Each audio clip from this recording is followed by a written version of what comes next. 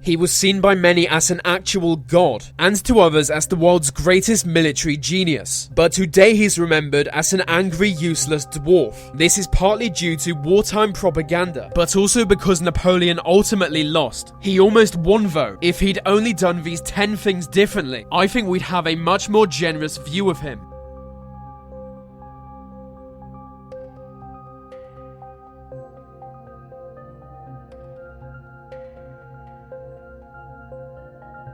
One of Napoleon's most devastating mistakes was invading Spain. Spain allowed his armies to travel across Spanish land so they could invade Portugal. But after failing to capture the Portuguese royal family, he decided to invade Spain. He overthrew the monarchy and made his own brother Joseph king of Spain. So now Spain was a client state. But that wasn't good. Spain had little value to give Napoleon, and it was a nightmare to maintain as a client state. Not only were they fighting the British and Portuguese, but now also rebel armies within Spain. What he should have done is taken and kept control of Portugal. It was through Portugal that the British made their way onto the continent, where they ultimately defeated Napoleon. After 6 years of struggle, he lost Spain to the Allies, along with over 200,000 soldiers. It was the neglected sibling of his invasion of Russia. Napoleon should have been more careful not to make enemies. He needlessly made enemies of potential allies, especially experienced generals, bureaucrats, and diplomats. I mean, he made way too many enemies in foreign empires, but his treatment of officials within his own empire was disastrous. An example is Talleyrand, who was an influential French politician. He might have been the greatest diplomat of his generation. So Napoleon made Talleyrand his chief diplomat, and then proceeded to ignore his advice on most issues.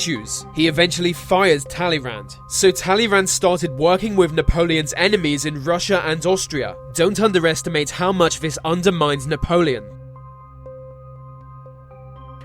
Napoleon was constantly at war with Britain, because you're not a real French king until you do that. But being an island, Napoleon couldn't just march towards her, and getting past the Royal Navy would be almost impossible. So he came up with a plan to isolate Britain economically, by having his empire stop all trade with Britain. He also forced other countries like Spain, Russia, Italy, Germany, and Austria to do the same. They believed this would cripple Britain economically and therefore militarily. But by this time she was trading with other continents also, so it had little impact on the British economy. On the other hand, the embargo hit Napoleon hard. The fall in trade weakened France and many of its client states, so if anything, it helped the British destroy Napoleon's empire. In The Art of War, Sun Tzu said to absolutely crush your enemy, so they can never attack you again. Napoleon clearly never read Sun Tzu, as he often let his enemies off lightly after defeating them. This was usually not the case for territory which he would annex, but it was for powerful people within those lands. Just one example would be the Spanish royal family, who waged war against his brother's rule in Spain. What he should have done, and I'm not saying this would have been morally just, but what he should have done is rounded up every single member of that family and had them executed.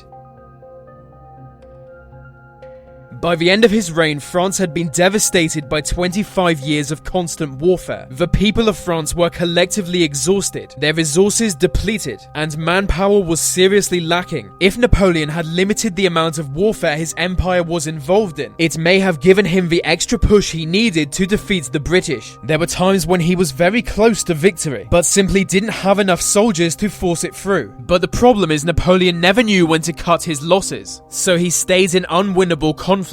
In his own words, death is nothing, but to live defeated and inglorious is to die daily. At the end of the French Revolution, revolutionary ideas were being spread across Europe, largely by the French military. Napoleon did this too, claiming to free people from the monarchs of other empires. But when Napoleon became emperor, he promoted French nationalism rather than enlightenment. He wanted to expand his systems of governing France to his whole empire, and while he was at it, spread French language and culture. Whenever an empire imposes new culture on its subjects, it sees rebellion. So Napoleon faced rebellions all across Europe, and also in French overseas territories.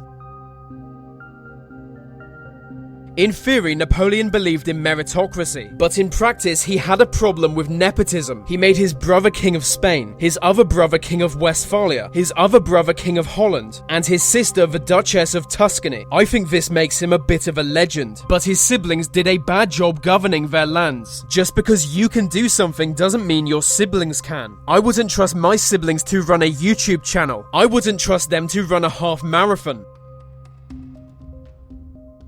The Battle of Waterloo was the final nail in Napoleon's coffin. Such a devastating defeat, he abdicated just 4 days later. So what happened was both the British and Prussian armies were coming to force him out of power. As the two armies were coming from either side of Europe, Napoleon decided to attack the British before the Prussians could join them. The British held a good defensive position. Their only chance was to hold off Napoleon until the Prussians could arrive. Napoleon sent some forces to stop the Prussians from arriving, but this failed. Due to bad weather, Napoleon waited several hours before beginning the battle, giving the Prussians enough time to arrive during the battle. Napoleon then made the huge mistake of sending forward French cavalry without support of infantry or artillery. The British and Prussians then closed in on Napoleon's army. His soldiers broke ranks and ran for their lives. He shouldn't have waited for the rain to stop. He should have had artillery support the cavalry charge. I've had to oversimplify this greatly.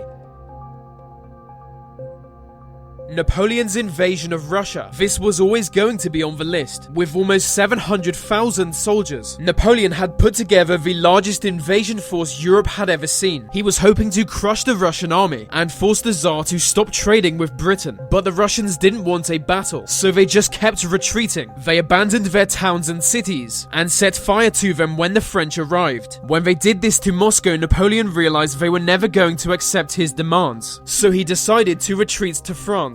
But the Russian winter kicked in during the journey home, and he lost 400,000 men. He just shouldn't have invaded Russia. He should have had a better long-term strategy. He should have been more diplomatic. That way the state of his empire wouldn't rely on a handful of major battles. Napoleon was always a great general, being able to outmaneuver his enemies. But as his armies grew larger, his ability to do so faded. So his strategy dictated he keep winning battles, at a time when he was less able to do so. So that's the end of this video. If you want to support this channel, you can do so simply by leaving a like. And if you want more content from me, I have a second channel where I do different videos about different things.